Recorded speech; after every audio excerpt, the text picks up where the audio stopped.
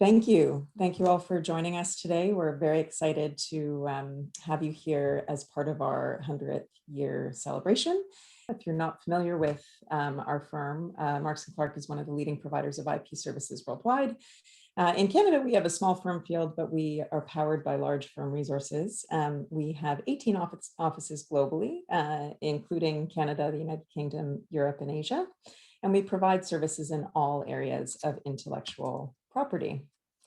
So a few housekeeping notes before we get started today.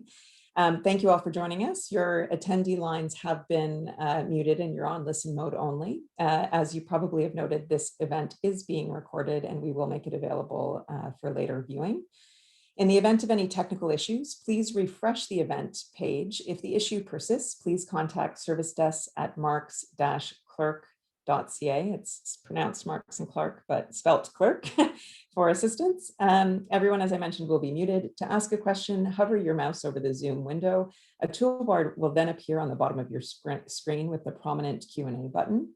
Click this button and it will open a submit a question prompt. We do invite you to submit your questions. We'll aim to get to them in the Q&A session.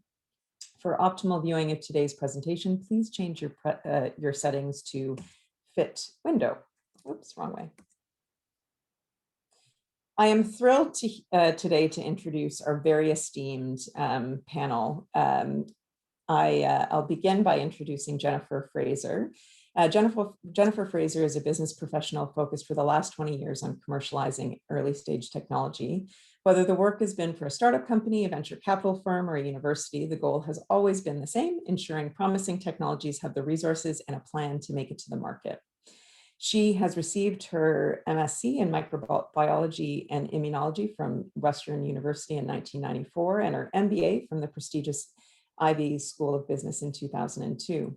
She's developed her own inventions for the diagnosis and treatment of prostate cancer, and she's performed technology and business due diligence on investment opportunities and built an extensive network of industry experts to advise her. Jennifer is currently leading a team of excellent innovation and entrepreneurship professionals as the Director of Innovation at the University of Toronto. Welcome, Jennifer. Next, we have Scott Inwood. Scott has spent 10 years of his early career assuming business development roles in the chemical and then water technology industries, followed by a government liaison program delivery role with the Ontario College Network, and finally as a co-founder in a clean tech startup company. Since 2007, Scott assumed the role of Director of Commercialization of the Waterloo Commercialization Office, or Watco, and has been responsible for significantly growing the University of Waterloo's technology transfer capacity and building commercialization partnerships. Welcome, Scott. Last but not least, we have Glen Crossley, who is the Associate Director of Business Development and Intellectual Property at the McMaster Industry Liaison Office, where his group is responsible for the commercialization of intellectual property created at McMaster University, Hamilton Health Sciences, and St. Joseph Healthcare Hamilton. Glen was one of the founders of The Forge, which is McMaster's technology accelerator, and teaches innovation-driven project development and management in McMaster's engineering and management program, as well as lean startup and sprint methodology courses in McMaster's innovation minor.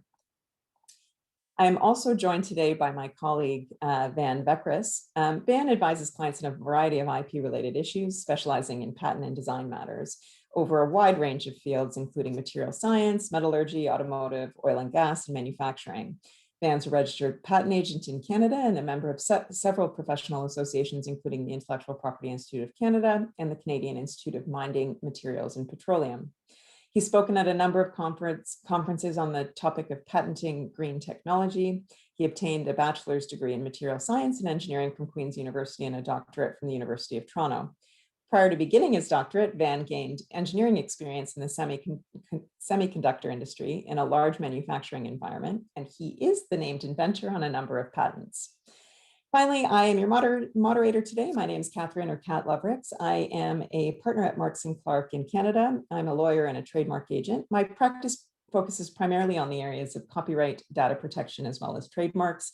And I've worked on policies at various academic institutions, as well as commercialization, rights acquisition, and licensing and enforcement matters.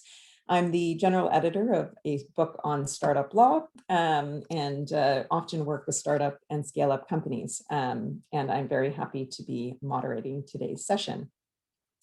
Before we dive in, today's session will be divided in 3 segments. The first will be a very brief overview provided by my colleague Van on intellectual property issues for those that are joining us that may be a little less familiar with the landscape. The next section, we will have Jennifer, Scott, and Glen give an overview generally of IP policies at their respective institution, and then we will have a discussion and Q&A. And we do invite you all, as the talk is going on, to submit your questions as I outlined at the beginning. Before we begin, because this is a legal presentation, a disclaimer is always a natural place to start. Sorry, it comes with the territory. Nothing in this presentation should be taken on or relied on as legal advice. Any views expressed are personal to the speaker, and any unauthorized use or reproduction of this presentation is prohibited. I will now pass it over to Van. Thanks very much, Kat. I thought I'd start by giving a kind of a high-level overview of what is intellectual property, or IP, for the benefit of some of our audience members. So there are, generally speaking, 5 types of IP, and they are shown here. The first are patents. So patents are a, let's see here if I can get control of the slides. There we go. So patents are a form of intellectual property for any new or useful invention. It's possible to obtain a patent for an apparatus like a machine or a system. You can obtain a patent for a composition, such as a chemical composition or a pharmaceutical composition. It's possible to obtain a patent for a method of using the machine or the system, as in the case of an industrial process, and also for a method for manufacturing the actual composition. You can obtain as well a patent for some software-based applications and software-based methods, but this can be easier in some countries than in others. Trademarks are a form of protection for any symbol, word, or words that represent a company or a product. Generally speaking, a trademark is something that gives the company or the product a distinctiveness in the marketplace. Some examples of trademarks are shown here. They are the logos of McDonald's and of Nike. Copyrights are a form of protection for creative original works. Some examples are music, literature, and the visual arts. It's also possible to obtain a copyright for software code or the exact language of software code, and we may touch upon that later in the presentation. Trade secrets are any form of information that are deliberately not disclosed to the actual public to provide an advantage in the marketplace. There's no formal way of registering a trade secret per se, but the withholding of the secret can be protected through things like NDAs and non-compete clauses in employment contracts. Some more popular examples of trade secrets are the recipe of herbs and seasonings used by the KFC restaurants, as well as the formula for Coca-Cola. Last but not least are industrial designs. So these are a form of protection for the visual appearance of an article. Some examples are the arrangement of icons on the screen of the iPhone. Apple has a patent for the appearance of the arrangement of icons on their iPhone. And the Coca-Cola company has a patent for the appearance of their Coke bottles. The appearance, of course, would include the shape, the location of the label and the logo on the bottle, the grooves and markings on the bottle, and so forth. So moving on to university tech transfer. So what is university technology transfer? Well, the Tech Transfer Office is the office that's responsible for protecting and commercializing IP and ideas that are created at the university. So the office does things such as IP protection. So they handle the application for patents and trademarks and other forms of IP. They look after things like licensing for the purposes of commercialization. And they offer startup assistance as well for startup companies or spin-offs that are based around that IP. And on that note, I hand the floor to Ms. Fraser.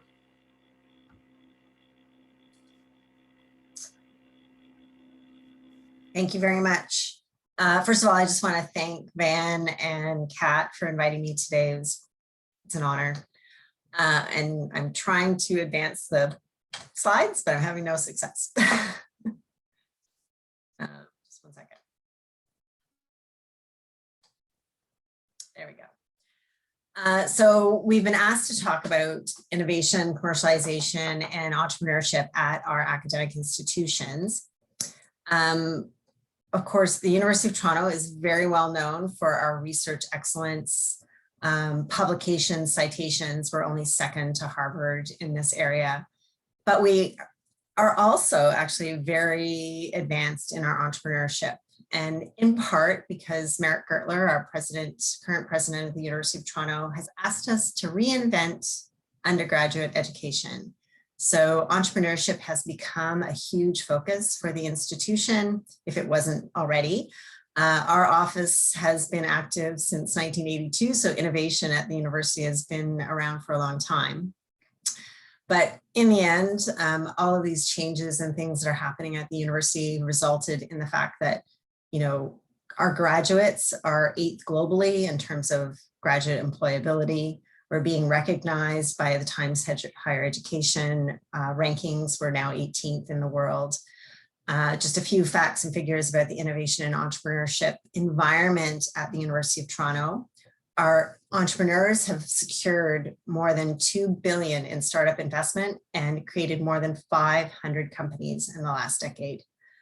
We're ranked among the top universities in businesses by UBI World Index, and we're, as per Autumn, one of the leaders in licensing and research-based startups in Canada.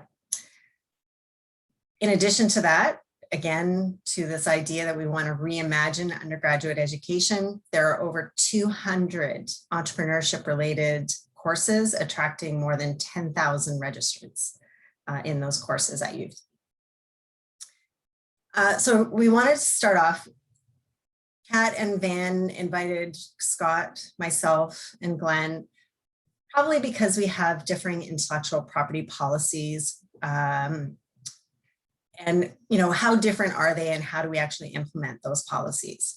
So U of T has a co-owned intellectual property policy, Waterloo has an inventor-owned, and McMaster an institution-owned. And if you're interested in knowing what institutions have what IP policy, there is actually an IP ownership map put out by the federal government that if this presentation is shared, you can follow the links to it, or you can just contact your local institution. We are happy to help guide you and put you in touch with somebody at the institution you're interested in to learn a little bit more about their policies and how they practice them. One of the things that's common amongst all of us is we all receive funding, whether it be from industry, whether it be from federal or provincial funding sources. And in doing so, we have to follow some of the guidelines of those funding sources. So as you can imagine, if industry is sponsoring research at the institution, they give us money in exchange for rights, often for some rights in the intellectual property that's created in the course of that research. If we receive funding from the US, we have to adhere to the Bayh-Dole Act and the restrictions on that funding, and the same is for our own federal and provincial funding sources. So as we get new inventions disclosed to the university, that's one of the first things we're doing is, are there third-party rights or are there obligations to those funders for the intellectual property that's being developed in the research labs at the university? So overall, the inventions policy is to encourage creativity and innovation. We want to facilitate the translation of knowledge to the greatest public benefit, and that may include commercialization. It could also mean that we want to publish the work and just let everybody know and have them be able to implement some of those new and exciting things that are happening and being discovered in our research labs. If we are commercializing the technology, we're protecting it and licensing it to a commercial entity. We want to ensure that there's equitable sharing of the potential revenues from that licensing transaction. So one of the biggest questions we get is, when does the institutional intellectual property policy apply? So it applies when our research facilities are used to reduce an invention to practice. And if you look at our little caricature, that really means, is it truly reduced to practice? It can't just be an idea. There has to be some reduction and proof that something works for its intended purpose. And that's actually often true for your ability to file a patent as well. It has to be new, useful, not obvious. The inventor can be a faculty member, staff, student, visitor, any member of the U of T community. And it could be, or is often the case, that they and their research is funded by a university administered funding mechanism, so a grant. So what does that mean? Just as an example, often we're turning to examples from our counterparts in the US. So Mark Zuckerberg, he started Facebook. He was a student at Stanford. He created his web page and his algorithms just sitting in his dorm room at Stanford. He was an undergrad, didn't actually access funding from the university. He didn't use their research labs. He didn't access data or information of the universities per se. So in that context, the University of Toronto's policy at U of T would not apply. Mark would be free to go and start his company, as he was at Stanford. Larry Page was a professor at Stanford, and his algorithms were used to start Google. Now, in his situation, he was utilizing, again, databases, high power computing, all kinds of resources from the institution, and therefore his invention fell under the policies. So it's just an interesting nuance to just keep in mind. If you're not using the university resources, maybe you're just joining an entrepreneurship program and have an idea to start a company. Maybe it's the next rival where you're going to, bring people together to, distribute food. Well, are you using the university resources? And the answer to that question is often no. So just keep that in mind if you're thinking about what does it mean to be within the inventions policy at the university. I can't advance the slide.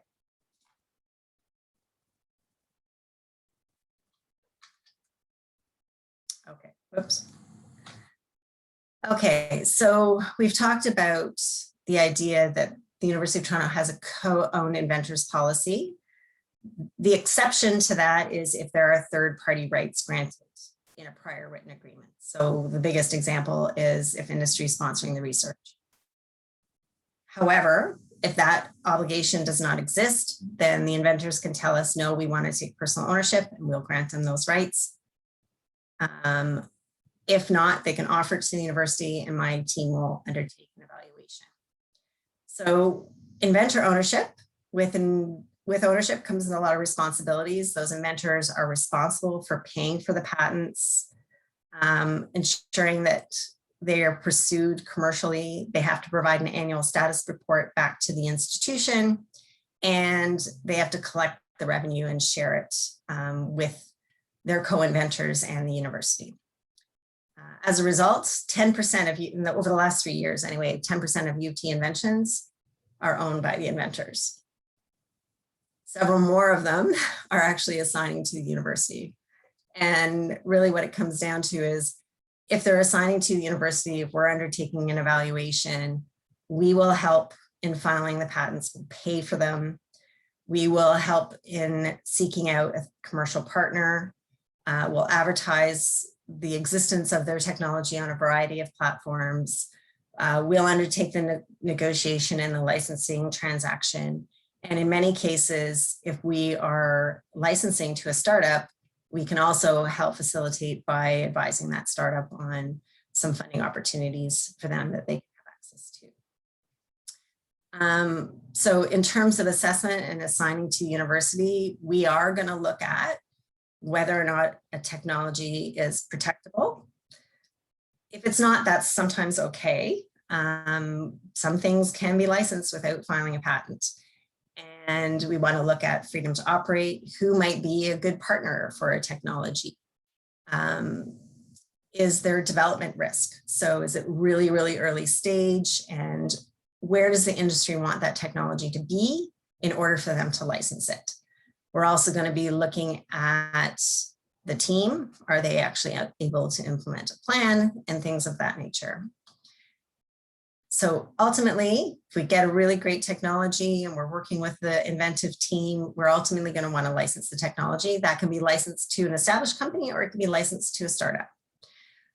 We'll negotiate an option, a license, or any other kind of agreement that gives rights to that third party. And the licensee is often chosen on their ability to commercialize the technology. And if we've had a sponsor for that research, maybe they've got non-exclusive rights just to use it internally.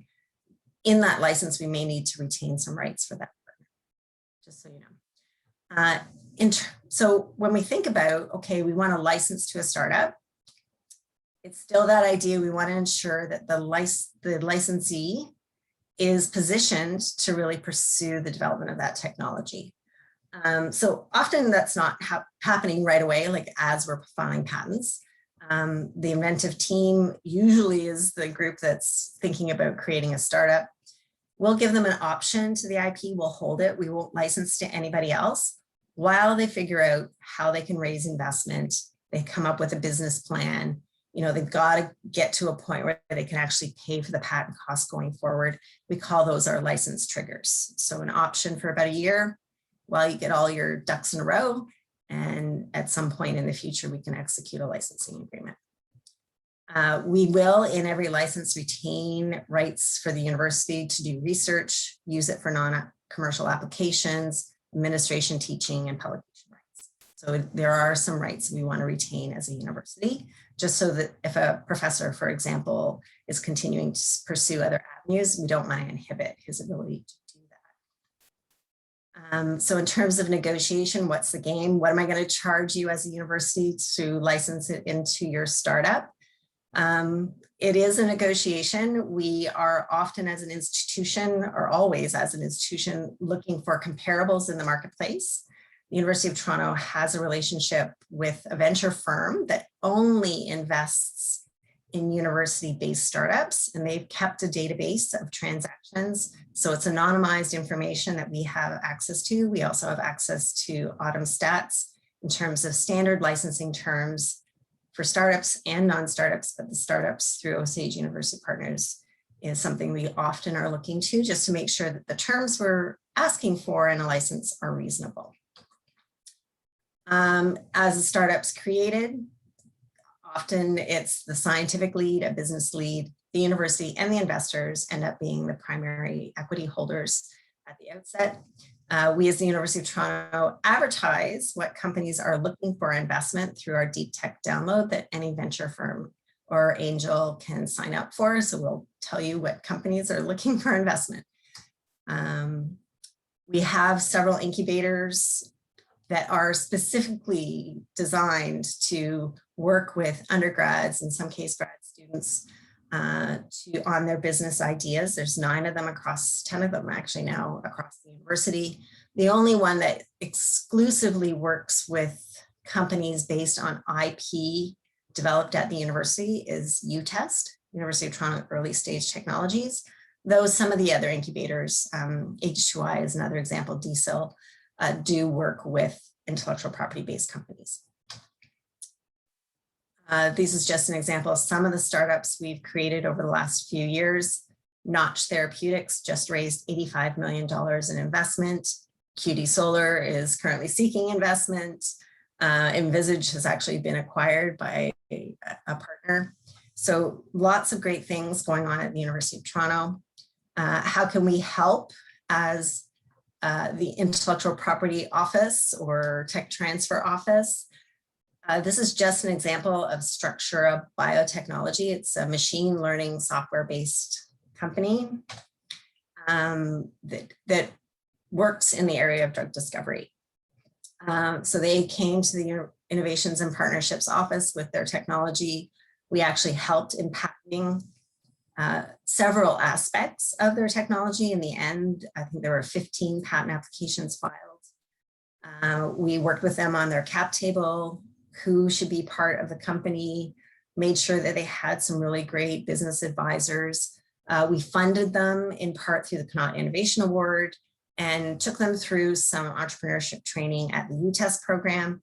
And then ultimately, after all of that, they launched the company, and they've done it through bootstrapping. We actually were instrumental in helping them get some clients that would utilize their technology. We helped them understand maybe what they could charge for that service. And now they didn't actually go out for funding. They were just bootstrapping on revenue from those clients that they've been able to acquire. Just in terms of, does the University of Toronto take equity in that startup's future IP? The answer is no, unless you are working with the university and doing a sponsored research agreement where we are doing work for your company.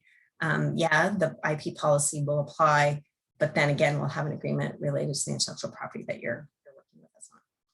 And that's it.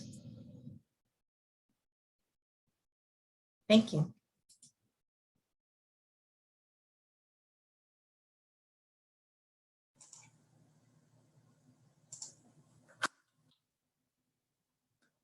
All right, thank you, Jennifer. I guess I'm up next. Just checking my slide control here, Reagan, and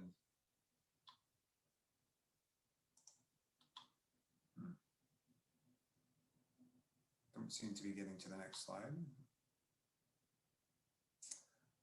Well, I can start. I'll introduce myself. I'm the Director of Commercialization at the University of Waterloo. I head up what is referred to as the Waterloo Commercialization Office, which is essentially the tech transfer arm of the university. We are a group of 7 professionals covering a range of technologies of which we typically are researching on campus. So our backgrounds tend to cover the gamut of things being done at the university. And still not able to advance the screen here. Megan, are you able to advance the slides on your end?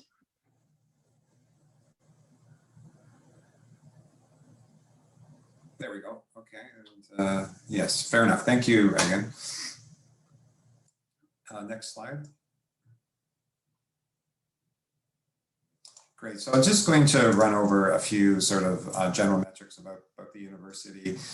We have about 36,000 students on campus. We have 6 faculties, 1,200 academic staff.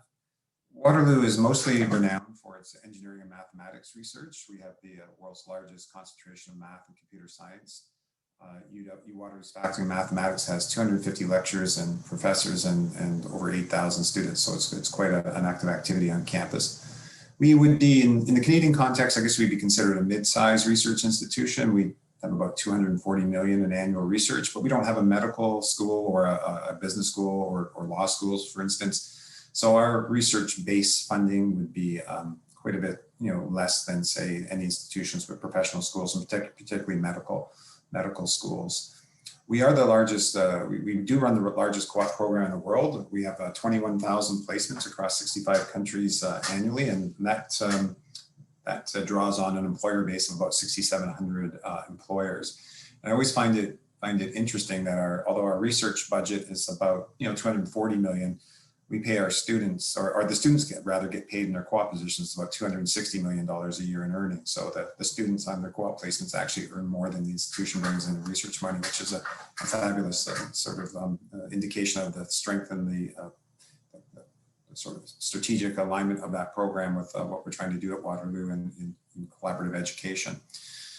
We also got a very vibrant innovation support network for students and graduate students and for faculty, a suite of entrepreneurship programs under the Velocity brand, that's what's referred to at Waterloo. And that includes having access to education and mentors. There's a collaboration center and also a very active incubator program where funding can be secured to support the startups through various competitions and also networks to various venture groups. Next slide, Regan. Thank you.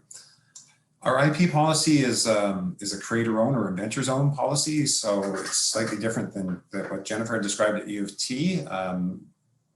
Inventors at Waterloo have no obligation to share anything with the institution. The only obligation they have as an inventor is to actually just disclose that they're being involved in some sort of IP protection or commercialization activity. So it's the only obligation is disclosure. Beyond that, faculty members, inventors on campus are free to do with the IP what they desire. We have this means that there's of course variations across the IP policies in Canada, but our institution by and large is rather unique and not requiring any sort of sharing back of revenue, equity, or anything at the back end if inventors decide to go on their own and commercialize outside the support of our office. I guess our IP policy has in part helped to establish a very business-friendly culture as faculty members are interested in commercial engagement and the possibility of commercializing their own research. Commercialization takes a significant level of time, and time is a very precious commodity for most faculty members who are balancing demands of teaching, research, graduate student thesis management, administrative duties in some cases. Thus, we feel that providing the maximum opportunity to own and benefit from the research results, this will serve as an incentive that we believe will sort of motivate faculty members, grad students, et cetera, to actually engage with the time and the commitment required to get immersed in commercialization activity. Next slide, Megan. So Jen had sort of covered some of these points, and I won't go over them in too much detail, but although our high level, our IP policy is creator-owned, there are of course situations that serve to limit our faculty members' full freedom to exploit their commercial results, and it typically has to do with sponsored research, contract research agreements with industry partners, interinstitutional agreements or multi-institutional collaborations with other universities. So now you may have 3 universities, all with slightly different IP policies and different rights associated with possibly the funding program that underwrote the research. So there's lots of examples where the circumstances can serve to, diminish the full sort of benefits of owning the IP, and they're usually driven by, funding arrangements, et cetera. But for anything where faculty members are getting funding with no strings attached, and that's primarily from NSERC or the CIHR, the granting councils in Canada generally, don't have any strings attached, they have the full freedom and benefits to do what they want with the IP. Next slide. So our partnering relationship is completely voluntary. So again, although there are many researchers who might be entrepreneurial minded, not many of them tend to want to contemplate getting at their tenured positions and throwing caution to the wind and getting involved with a startup or some other commercialization activity. So we do have an opportunity to interface with many of our faculty members on campus. It's completely voluntary relationship with our office. They have to want to work with us. They need to voluntarily disclose their IP to us.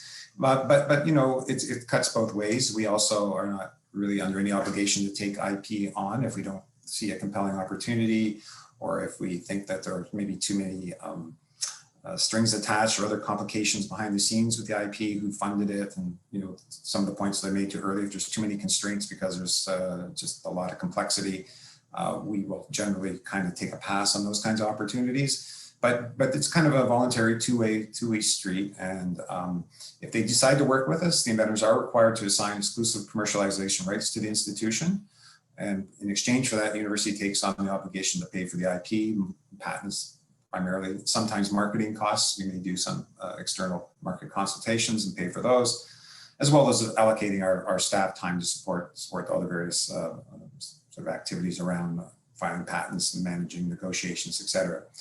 In exchange for the university support, we have a revenue or return sharing mechanism that depends on whether the commercial pathway is via licensing or it's via a startup. So in the case of a licensing situation, we would pay for all the costs. If revenue comes in, we would first pay down the costs from that revenue, and then we'd split 75-25, 75 to the inventors, 25 to the institution. The inventors tell us how they want to split that amongst themselves, and we want to know that up front so there's not any disputes after the fact. If it's a startup, that's a little more of a nuanced activity, and our general model is to take 5% equity, non-diluted, to a certain level of investment, and that's typically around the $2 million mark. And generally that would involve an exclusive license to the startup, and that may or may not have royalty payment expectations associated with the license of IP into the startup. It kind of depends on several factors, but that's our general overview of our model. Next slide.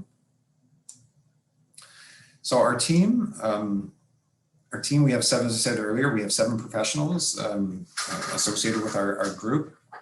Multi-degree folks with engineering and physical sciences backgrounds. Nobody has less than 8 years private sector experience. I feel it's important to be able to transcend the gap between academia and the private sector, and you can teach folks how to sort of manage intellectual property and how to secure grants and things, but you sort of can't really teach a sort of business ethic, business ethos, I guess. And that's something that, when I was hiring the team, pulling folks together, I thought it was important that they have that private sector experience to kind of bridge that divide.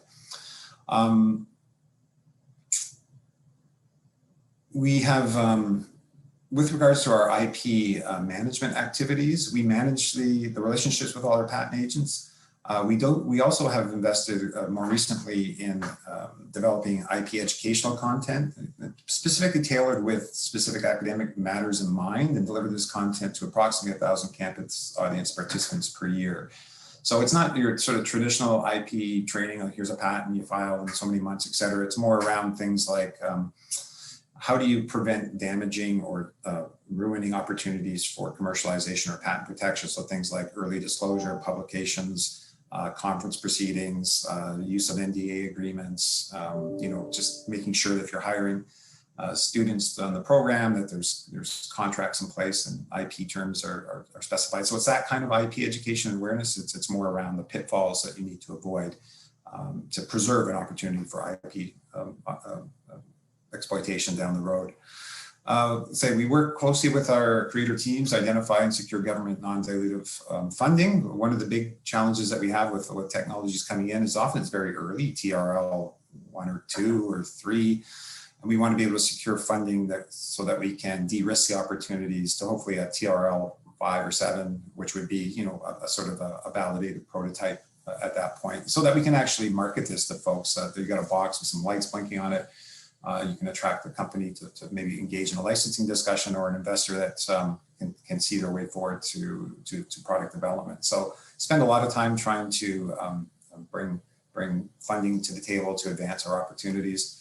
And our team is also responsible for negotiating all legal agreements required along the way. So NDAs, material transfer agreements, license agreements, if it's a startup opportunity, even shareholders agreements. So we run the whole gamut of legal and agreement support. Next slide. Just a high-level overview of our summary. We start off by looking at new disclosures from 2 perspectives primarily. Is there a commercial opportunity? And that's the most important aspect of our review. So we'll kind of take a look at what the researcher's done, and the team has done, try to understand what the demand might be for that kind of product, and see if there's a product market fit. And quite often we see things where it's kind of more of a market push. So we're trying to avoid those kinds of things. We're trying to get signals from the market that there's actually a need for the type of technology that's been developed. If we satisfy ourselves on that front, then we'll do a deeper dive on the prior art and do some assessment of the landscape to see what kind of prior art hurdles might be in place, what kind of freedom to operate challenges might be there. But if it passes both those criteria, generally what we'll do is we will file a US provisional patent. That's usually our first route to filing. And that generally is a provisional that has the benefit of some claims sort of roughly drafted to support the specification at the early stage. And thereafter, we use the next 10 to 12 months to sort of understand the opportunity, do deeper market research, secure funding for prototypes, as I mentioned previously, and also to just gauge the private sector engagement. Are we getting companies to sign NDAs? Are companies interested in option agreements? Are we getting in-kind support for prototype development projects? And probably most importantly, we use that interim period of the 10 to 12 months to evaluate relationship with the inventor. Is our inventor team being responsive? Are we the second or third or fourth priority, or are they, engaging with us in a timely way, or are they willing to sit and have meetings with companies, et cetera, et cetera. So that 10 to 12 months gives us an opportunity to really better assess the opportunities. And then at the sort of that 10 to 12 month point, we're going to start looking at seriously investing in patent costs, say a PCT, possibly national filings at that point in time. But that's usually that level of expense isn't incurred until we've sort of had the benefit of at least that kind of time just to see where things are going. So that's part of our cost strategy, mitigation strategy. Next slide, please. So specifically to IP management, as I said, we kind of do the first cut IP prior art scan. We rely on our vendors to also help us with that. They generally know the keywords and the spaces, and our vendors typically, if it's in an area they're researching, they have deep expertise in that theme, that research theme. They know the literature. It's usually around the patents that they don't have as much insight. So we'll do a deeper dive on the prior art search. We have a software tool called PatSnap that enables us to do some of that legwork, and then we just exercise judgment on whatever prior art we find, freedom to operate challenges that we may see.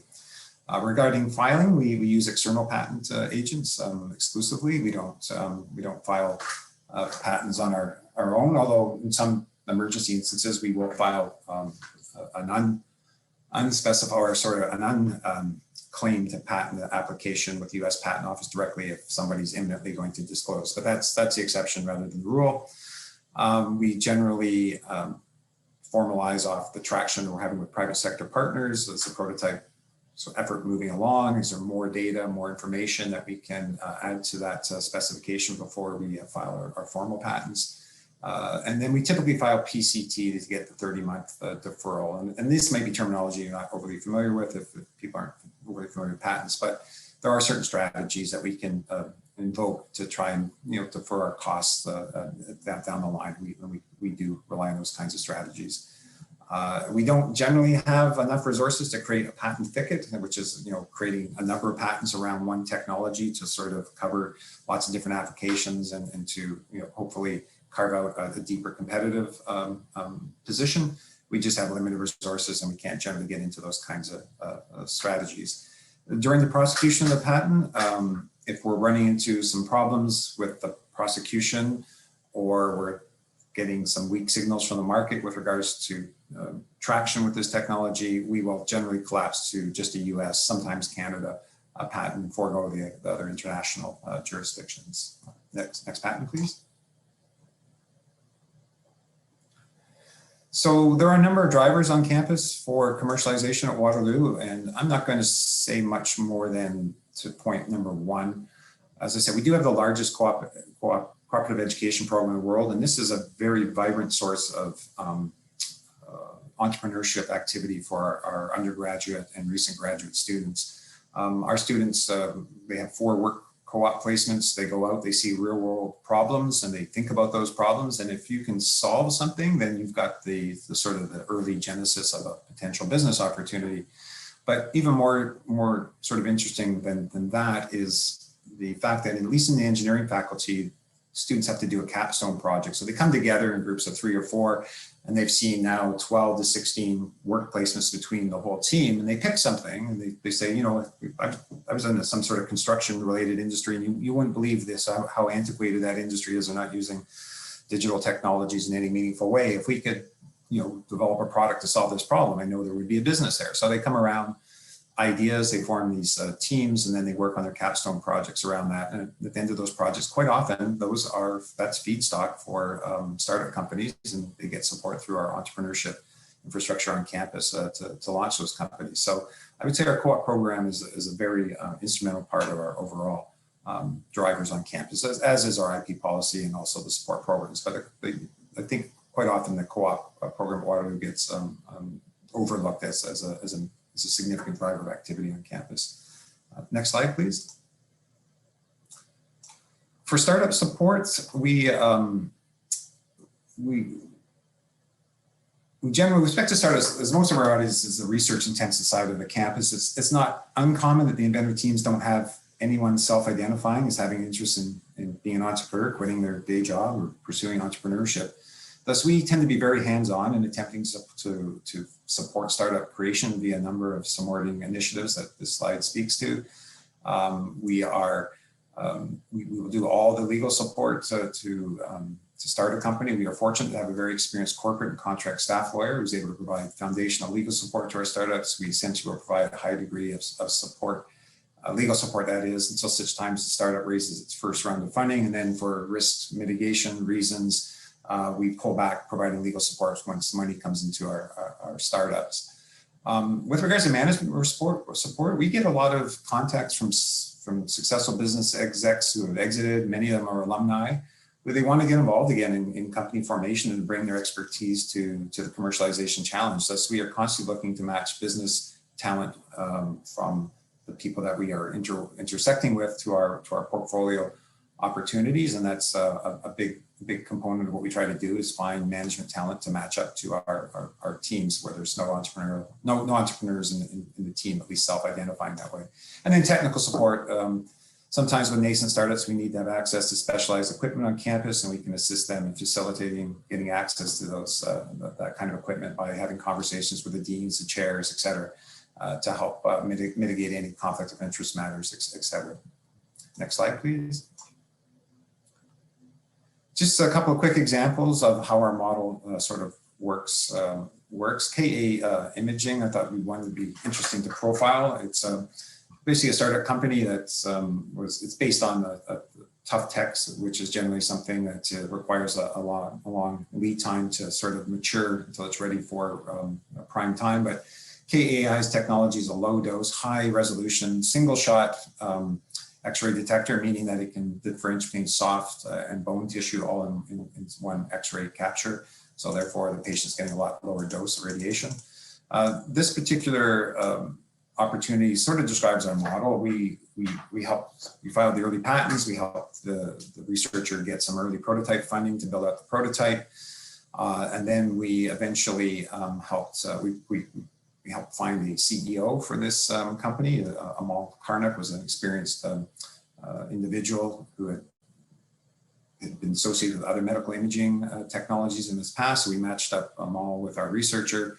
And then we took on the legal support to create the company, did the shareholders agreements, figured out all the early sort of directors, shareholders resolutions, all the paperwork associated with forming and running a company initially. Next slide, please.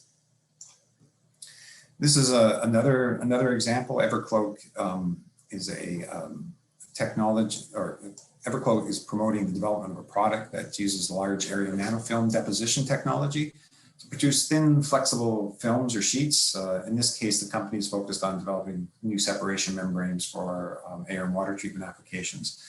Evelyn Allen, who's in the picture in this slide, she was actually an Office of Research Industrial Liaison Manager who had previous deep experience in the water treatment sector. Evelyn actually approached me to consider supporting her participation in a NRC Women in Clean Tech Challenge, and based on her background and her past experience, she looked like a good fit. So we matched her up with this particular technology that fitted with her background and supported her entry into the competition. And lo and behold, she was a finalist and was awarded a $1 million cash and in-kind award from NRC. The company has subsequently gone on to raise its first round of funding, but our support in the background, we filed patents, we secured other non-dilutive prototype funding for the company. We, of course, matched up Evelyn as the CEO to the company, and then established and undertook all the legal supports again. So that kind of gives you a sense of our model around startups. And the last slide is just a kind of an overview of our commercialization ecosystem. We have a lot of things going on. We #1 school in Canada for venture-backed entrepreneurs. Our companies have raised about 1.5 billion in research and 300 companies created in the last 10 or 12 years or so. So I think that at that point, I'll just leave it at that and look forward to the panel discussion after Glen's next remarks from McMaster. Thanks.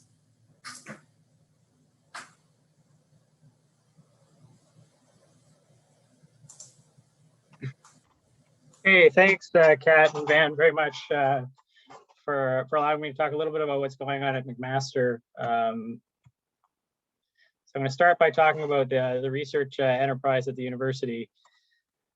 So just some numbers here. So we're creeping up the world rankings. We're in the top 70 in Times Higher Education, and also exciting there is that we're 17th on impact as ranked by the UN's Sustainable Development Goals.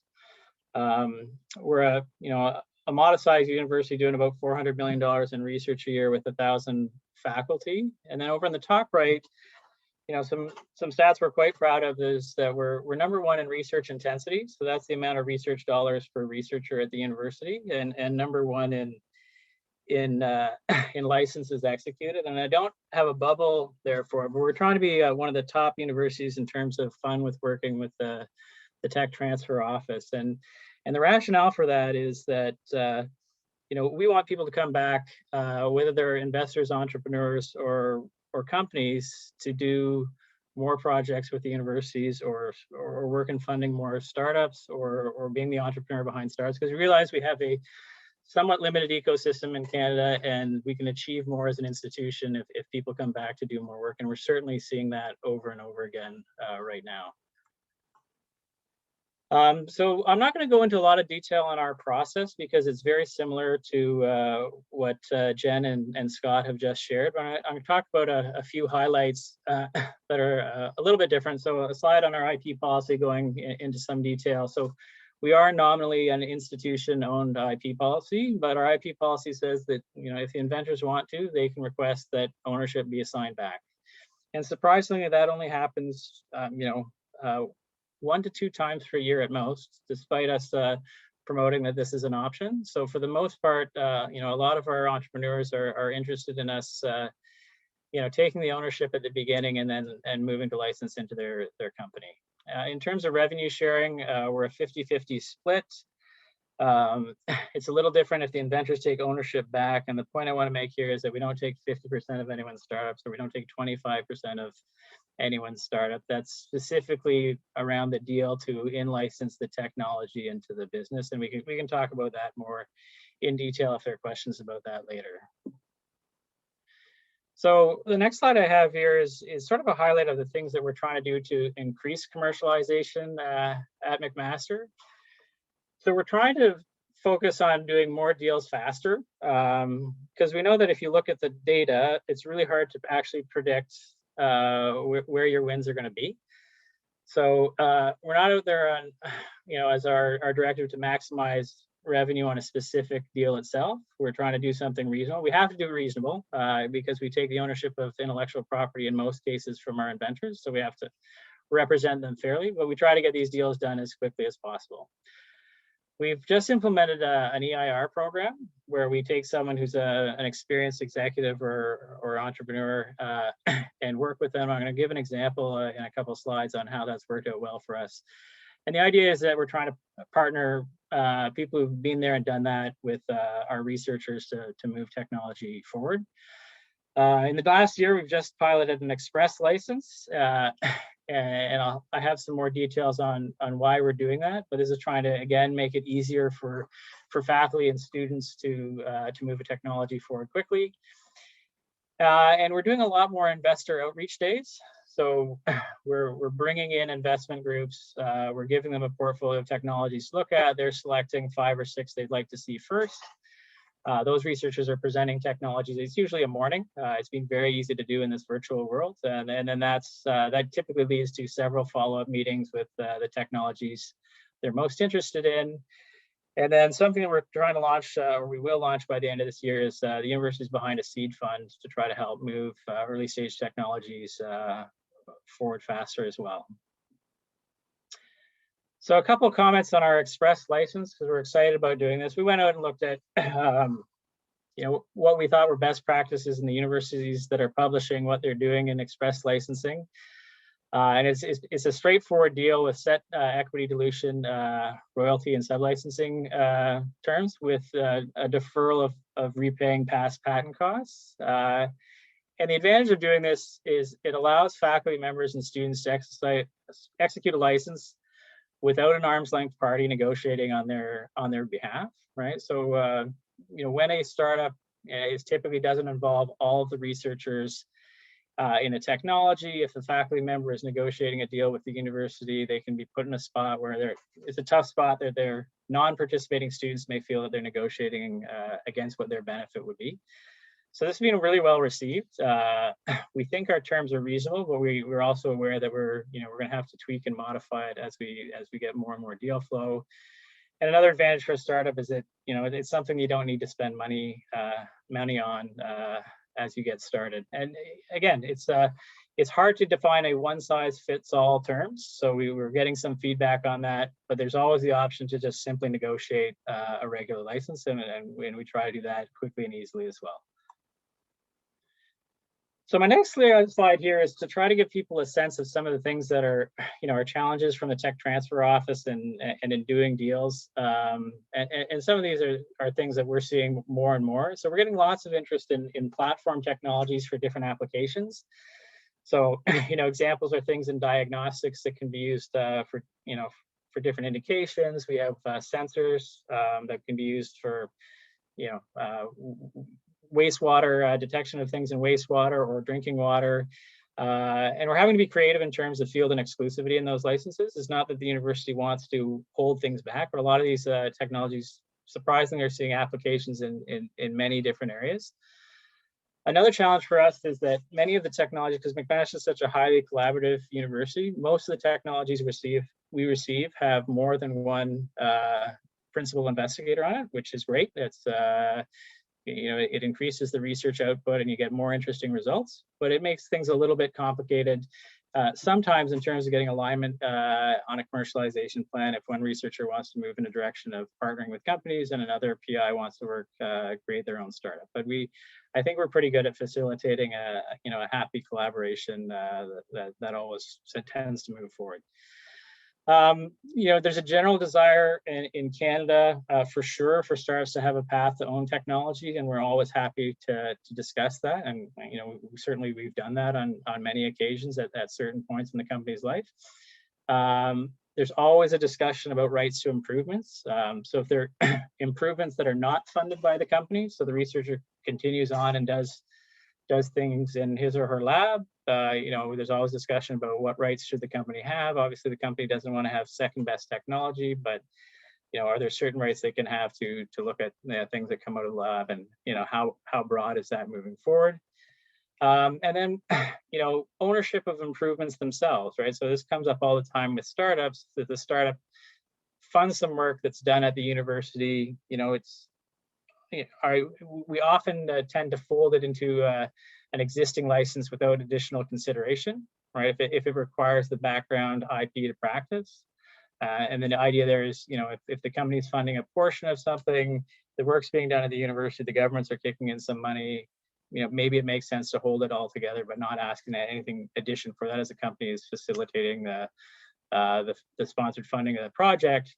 But we also completely appreciate that the company needs to own stuff to secure investment, and we have lots and lots of examples where we enable that, and that's the end result. Just in terms of recent activity, so last year we had 8 startups that licensed McMaster technology. So far more startups than that at the university working on technology that from student IP and other places, but 8 based on university licensed technology. We have another 8 in negotiation this quarter, so it's been quite busy for us. We've had a lot of technologies and activity around things that are being used to try to address bringing the COVID pandemic to an end. So We've done a startup in surface modification to repel pathogens. We've developed and have licensed some media, and I'm going to talk about that in a second, for transporting COVID-19 test samples. We've licensed multiple technologies for as COVID diagnostics. And we've licensed technology as sort of a targeted immunotherapy platform for COVID as well. Sorry, I jumped ahead there. So first, I have two examples here of startups. So the first one I'll talk about is LRX Inc. So this was formed at the end of 2019 to license, commercialize vaccine preservation technology. So Carlos Felipe, who's the chair of chemical engineering, had the foresight in 2016 to say, well, you know, maybe it would be good if we all need to get vaccines around the world really quickly and cost effectively, that if we had a way to try to eliminate the cold chain, and invented a technology around that with his lab. But the interesting thing we did here is we got a phone call from someone who was known to us, who was just leaving a large company, and saying, hey, you know, I'm interested in doing a startup. What do you have? What technology would be of interest? So we brought Rob DeWitt in and sort of brainstormed for an hour with the group and said, okay, here's where we think our technologies might be of interest to you. And Rob said, okay, here's the areas that I'm interested in. Here's the areas that I can't work in for a couple of years because that's what I worked in at this big company. And then we essentially set up a bunch of speed meetings. So over a period of a couple months, you know, we hired Rob as an entrepreneur in residence for not very much money. And he came in an afternoon a week and probably met with 10 researchers to talk over their stuff. And at the end of it, I think we'd narrowed down to 2, and then to the one that he formed a company with. And the whole process took about 3 months. And all the people he met with who he didn't move forward with really appreciated, you know, the time he spent with them talking about their technology and giving them insight from his perspective on what would make the technology more valuable or research ideas. So it was a really productive process, and we're trying to do that more and more. So for this company, you know, from our office perspective, beyond that, we've helped them leverage funding.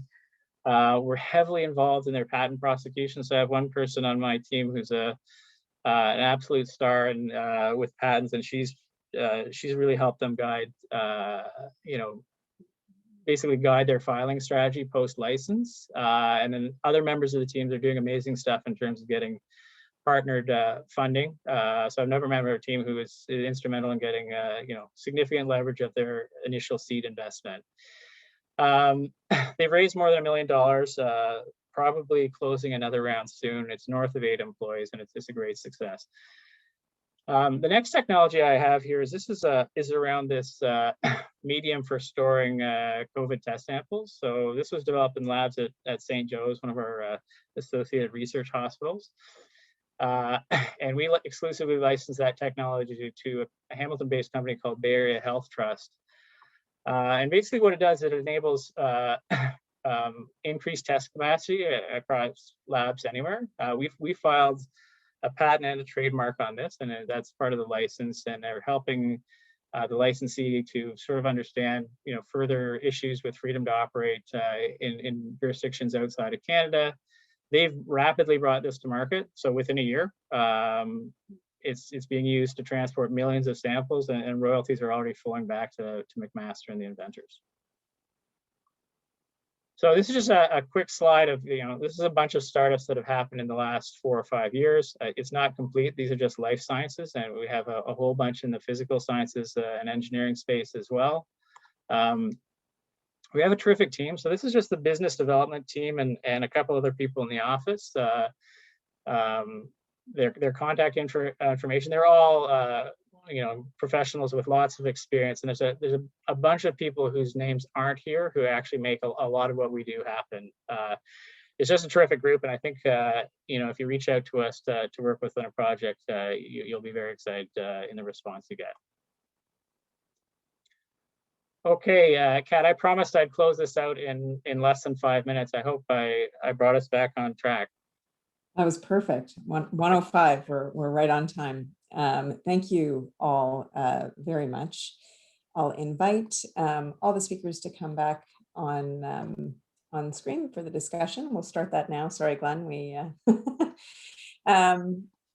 So thank you all sincerely. Commercializing IP born out of university is an issue that arises regularly in private practice. It can be an area that can feel a bit difficult to navigate, and you've made your respective institutional policies and processes accessible and understandable, and in under an hour, no less, which is a feat in and of itself. We do appreciate the clarity you brought to the subject matter. You gave very practical, accessible, and transparent information to help people navigate your respective commercialization ecosystems. So as I mentioned, we'll now open the discussion. We've had a number of questions come in, and I do invite all attendees to, if you have questions, feel free to submit them. You can either use the Q&A, or if you prefer to submit a question, you can do so privately by chat to me or Van. Van, I'll pass it over to you to open the discussion with the first question. Thanks very much, Kat, and thanks also to all of our speakers. Those were very interesting presentations. I guess we'll start off with the first question. So most of the discussion revolved around patents. So I've got a two-part question based on that. The first part is, can you just quantify that and give just an approximation of the number of patent filings? And when I say patent filings, I mean first patent filings that each of your institutions may have filed in the last year, let's say, or the last 2 years, because this past year was a bit of an odd one. That's the first part. And the second is, can you give examples of non-patent IP that your institution has filed recently? And as far as the order of answers, perhaps we could just keep the order of the speakers. So Jennifer, if you go first, and then perhaps Scott, and then Glen. Okay, thanks. So in terms of the number of patents, priority patents that the University of Toronto is filing a year, it's approximately 80 to 90 a year. We are actually filing a lot more international filings or national phase, which is frankly where a good portion of our portfolio is going as well. And the second part of your question was? Examples of non-patent IP. Okay, non-patentable IP. So yeah, we get quite a bit of it. So you might imagine research tools. So antibodies used for research purposes. You don't need to patent it per se. You can manage it through material transfer agreements. We'll take those types of technologies on. Software, code as another example where it's not necessarily patented, but we can commercialize. At Waterloo, I'd say, again, because we're a much smaller research base, and because of our IP policy, we see a sort of a subset of the total potential deal flow of opportunities coming from the research engine. Let's say we're probably getting 30 to 40 disclosures a year, and we might first file on maybe half of those. Sometimes some of them are too early, and we just ask the researchers to go back, keep working on it, bring it back for a refreshed view, maybe in a year's time or less, depending what the situation is. I would say the same thing. We don't have the same sort of access to medical diagnostics or tools that Jen just described. We don't generally see those kinds of things. Most of our non-patentable IP be around software. So software where there's no patentable subject matter, but the authors are keeping the source code proprietary, and we can help them move those kinds of opportunities forward. So that would be our sort of examples of non-patentable IP, mostly software. Okay, and then at McMaster, we probably file 60 to, I would say around 60 to 70 provisional patents a year on 90 disclosures. So in the sort of 2/3 kind of range. And outside of patents, we do a lot of licensing and quality of life questionnaires, and along with and also other health tools, right? So these are protected by copyright, and we have an entire group led by Sunita Isranian on our team who licenses those things all around the world. So that's a big part of what we do in our office. Thanks very much. It's very informative. Moving on to the next question.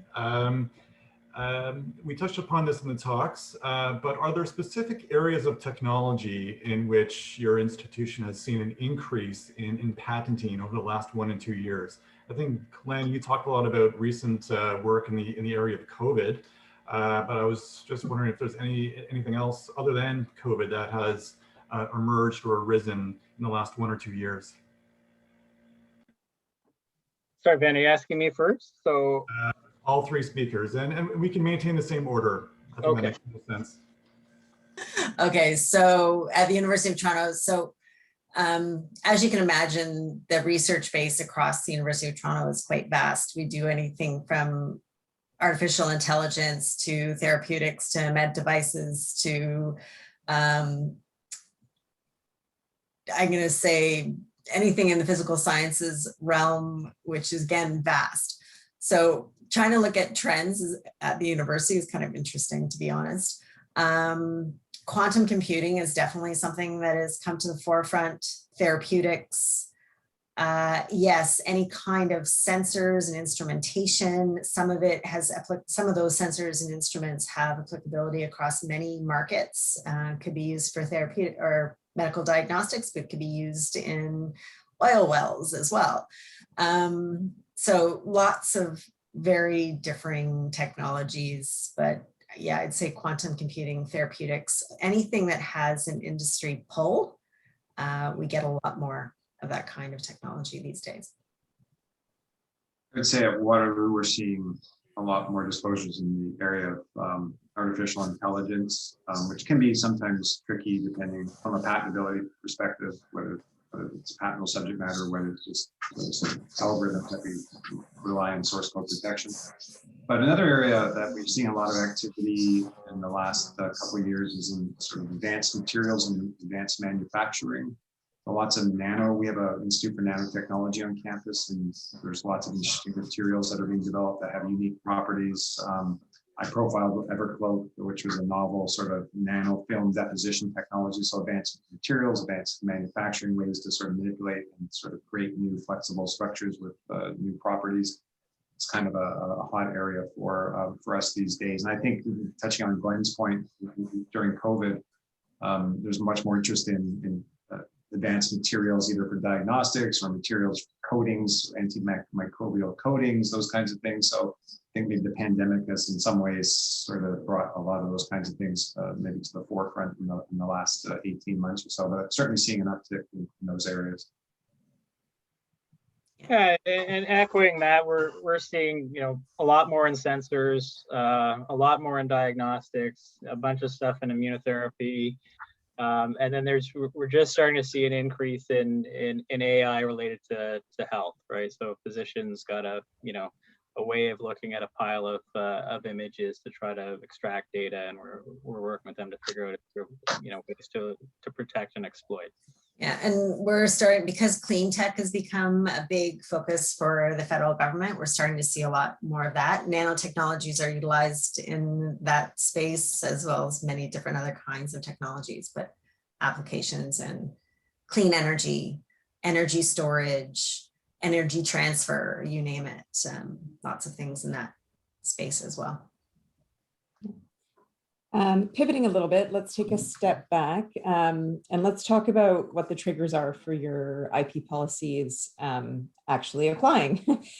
So you mentioned, and when we were preparing for this, there's a lot of talk about the use of university resources, and if each of you could speak to resources in terms of faculty involvement, in terms of infrastructure, as well as funding on when you're under the IP policy of the university and when you're Mark Zuckerberg.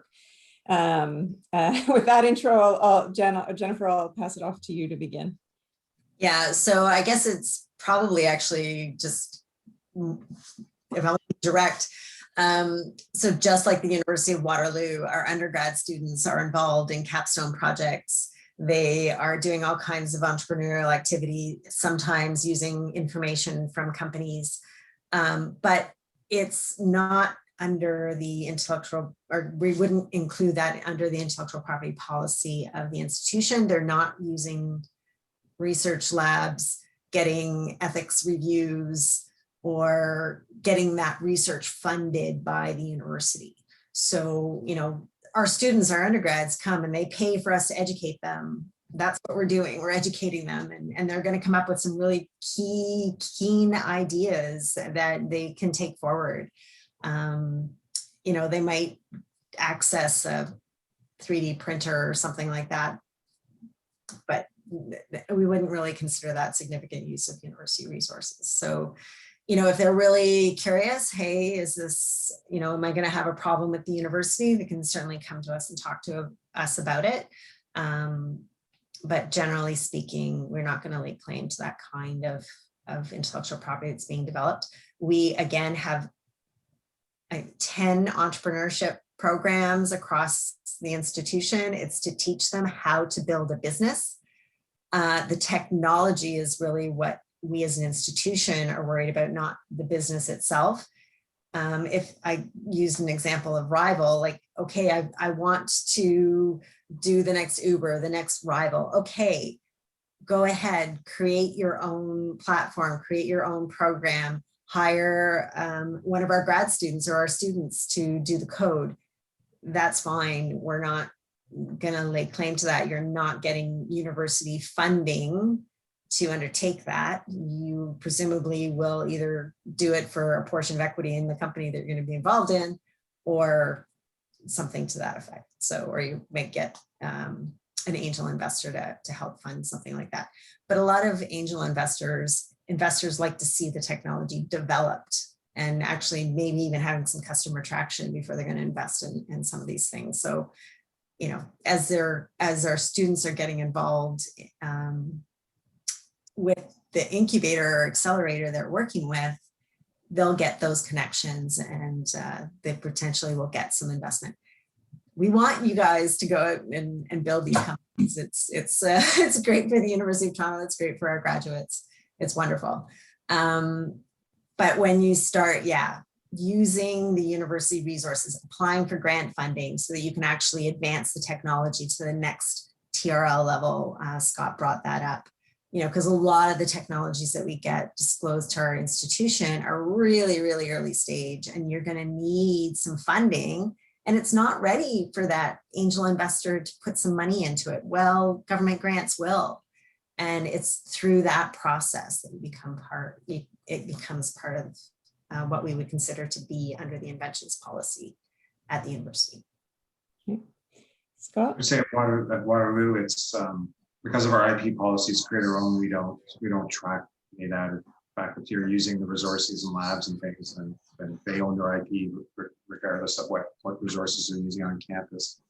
I would say that there's maybe demarcation points when it comes to faculty members that are supporting research of the startups in the university environment. That can be a bit of a challenge. And so it's allowable, but there has to be a sort of a conflict has to be disclosed and a conflict of interest management plan put in place. And if a startup is using infrastructure on campus, they are expected to pay industry rates and overheads to access that equipment, technician time to sort of operate the equipment, et cetera. And also, most importantly, for the university, be insured. So if they show they have insurance, so that we have company employees, even if they're students of the faculty member, but they're wearing two hats, they're an employee and a student, that there's adequate insurance in place. So that is allowable, but there's just a little more stringency sort of put around. And the University of Toronto would manage that in the same way. It's just declare the conflict of interest, come up with a conflict of interest plan. How are you going to access the university resources on behalf of your company? How do we kind of separate the academic hat from the company startup hat? And what's allowable and what's not? And I would say lastly, I mean, for us, once the inventor team voluntarily assigns rights to our office and we voluntarily accept them, at that point in time, then there's an expectation created between the university. We have a legal document that sort of specifies obligations and rights, et cetera. But when we take a project on, we pay patent costs, et cetera, then there are certain, we watch all the sort of developments that arise from our support, are they sort of under the auspices of our agreement and under our IP management from that point moving forward. But if they're not working with us, then it's pretty clear. Okay, Glenn? Yeah, and at McMaster, it's very much the same as what Jen outlined. So if you're using, significant university resources, it would typically be owned by the university. We don't touch anything in undergraduate capstone projects or coursework. Where it gets a little bit messy is with undergraduate students doing a thesis project in a biochemistry lab. If they have an invention there, how does that fold in with the rest of the research program, where we'd normally first own that result? But we manage stuff like this with participation agreements and upfront discussion at the beginning of projects. And like Jen pointed out, if there's any sponsored research, right, funding the work, that contract supersedes our IP policy, the terms of that contract, and we make great efforts to have our faculty ensure that the students participating on the projects are aware of any terms of third-party rights. Excellent. Mindful of time, I'm going to ask two questions at once. The first question is, there's a big investment community out there, a big community out there that's looking to commercialize different types of IP. How do we find out, or how do they find out what IP is available at your respective institutions? So that's question number one. And question number two, in terms of the approach to the process, how does that discussion start? And can you give sort of a very high level of the usual terms and what you're looking for, cost recovery, what sort of licensing fees are usually being negotiated, and what are the requirements on your end in order for an agreement to be penned? Sorry, big questions, but with so few minutes left, I thought I'd hit the high ones. This time maybe we'll do reverse order, just to shake it up a bit. So Glen, are you? Oh, sorry, Glen. Well, I was. Yeah. So I mean, in terms of connecting, we put stuff on our web technologies on our website. All our teams. Contact info is available. Where we have the most success in making actual, and we also put it on other platforms, right? But where we have the most success is, when someone reaches out to us, and whether it's a company or an entrepreneur, and tells us a little bit about their interests, and we can connect them for a conversation with researchers, and then we facilitate beyond that. So that's sort of what we find works the best. If you're an entrepreneur reaching out, what I'd ask is give us a little bit of information, because we have to take that to a researcher and get them interested in potentially meeting with you. And just saying, hey, I'm an entrepreneur is probably not enough to get our busiest researchers to agree to a meeting. So tell us a little bit more than that, and we can make that connection. In terms of deal structure, right? If it's collaborative research, we have all sorts of different deals, and it depends on whether there is a fundamental piece of work that was done at the university first. This is happening all the time for us. Companies are coming to us wanting to access some work that's already done and proven to a level, and then fund it for further development. And we typically do with big companies, it's typically we do a sponsored contract, a research contract, and then a license agreement with a very reasonable royalty attached. For startups, depends on the space. It's like sometimes it's a small equity and small royalty deal. I don't think we lose many deals at all based on terms, right? Almost never. So I think we're quite reasonable. Scott? I would echo sort of Glen's comments about our marketing side. We have a website, most of our technology is listed. We try to keep that up to date as best as possible. We use third-party platforms for some of that marketing as well. But generally, it's the folks that reach out, self-identify an interest in things that are going on at university. They either read something online about one of our researchers, or just generally heard about the Waterloo sort of ecosystem and want to sort of understand how to get engaged. So our interactions typically start with a discussion, but we really want to start with that discussion, understand the potential partner's needs. I mean, I think that's really important to get a sense of the product lines or the services they're trying to develop, that the kind of things they're trying to develop now, and things that they're aspirationally wanting to develop maybe in their future product pipeline. Their jurisdictional reach. Are they just a Canadian company selling in Canada, or they've got a global footprint?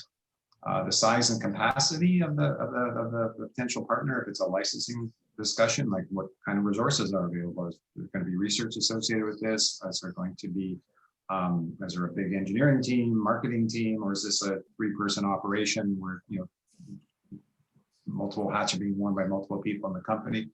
So, when we get to deal terms, we generally have that discussion, we get to know, just kind of get to know the mets and bounds of the folks that we're talking with and the situation.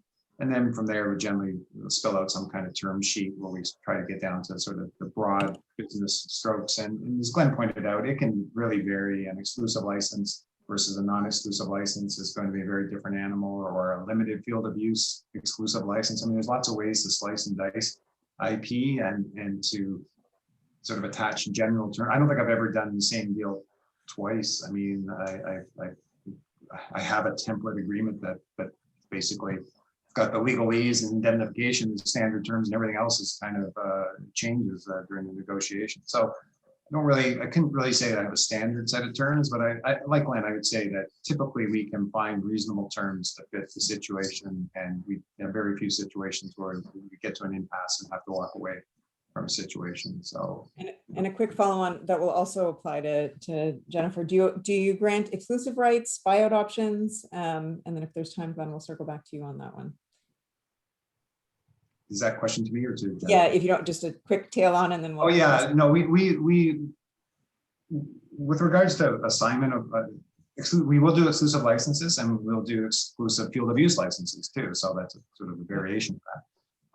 Regarding IP assignment, we're a little more conservative around that until we understand, we want to see traction with the company, have some due diligence provisions in the agreement. If we hit certain triggers, we'll consider assignment of the IP ownership, particularly with our startups, because startups, are very embryonic and high risk. And so we'll typically put terms in our agreement that a startup might be able to get an assignment if they raise a certain, their next, beyond a seed round, their Series A, a certain amount, you can get to a certain level. If they've actually convinced investors to put in $2 million in investment, that's good enough due diligence for me to understand that this company is probably going somewhere. They got some stability, they got a future, and then we can do an assignment of IP rights at some sort of threshold trigger. That's generally how we would approach that. Excellent, Jennifer. I would say what we do is not dissimilar to what Scott and Glenn are doing, but in terms of advertising what technologies we have available for licensing or into the creation of a startup, we list it on our website, and you can search that list with keywords or people. Most of our inquiries actually come in because of a publication one of our researchers has had, and they're asking us, hey, did you file IP on that? I've got a full database. I can go and look it up and put them in charge with the licensing manager responsible for that technology. We also put out on a quarterly basis our newsletter called Deep Tech Download. It's focused on our startups and those startups that are seeking funding or have hit a particular milestone. So would frankly be some of the best investment opportunities and where your angel investors might be interested. In terms of licensing terms, again, we are trying to standardize to an extent, but again, we're not just software, we're not just therapeutics, we run the full gamut. So trying to come up with standard terms can be very difficult, though we do look at what other institutions are licensing similar technologies for. So our software, much like Scott, is 5% equity in your startup until a certain funding event, whether it be 2 million, 3 million, somewhere along that, in that range, is very, very typical for the University of Toronto. Excellent. Thank you all very much. We are coming right on, right up to the hour-and-a-half mark. I think this was enlightening. I think it really unpacked each of your institutional policies. It was incredibly helpful, and I think will help people navigate the system and the approach that each of you take. So thank you for taking the time. Thank you for your candor and your transparency, and for providing such an informative presentation. You're welcome. And for those of you, oh, pardon? I said, just everybody have a great day. Yeah, have a great day. Exactly. And for those of you attending, we will be, this will be available on Marks and Clark's YouTube channel. We will also circulate a copy of the slides to those that signed up for today's talk. And we thank you all for coming. And we hope, as Jennifer said, that everyone has a great day. Thanks all. Be well. Thank you. Thanks very much.